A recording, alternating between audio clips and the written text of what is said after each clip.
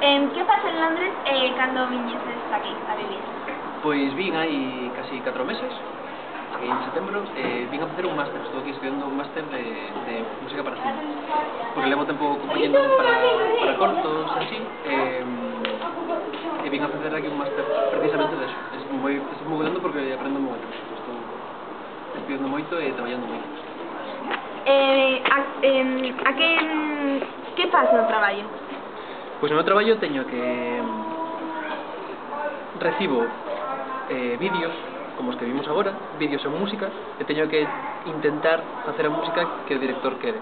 O director mándame un vídeo en música e dime, pois, fai música de aventuras, fai música triste. Entón, o meu traballo é na casa, pois, eu son pianista, entón empezo sempre co piano, intentar buscar melodías tristes, melodías de aventuras, e ir compoñendo a música para os vídeos.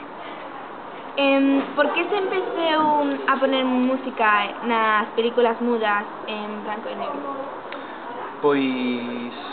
Pois contan por aí, bastante curioso, que as primeiras veces que se poñía unha película nun proxector, había unhas bobinas, o que vos contei antes, había unhas bobinas moi grandes que facían moito ruido, entón ao principio buscabas algo para tapar ese ruido, e pensouse, pois, imos poñer un pianista ou unha banda pequena de música. Entón contase que no 1900 e pico, cando empezou o cine sonoro, empezou un pouco por eso, para tapar o ruido que facían as bobinas.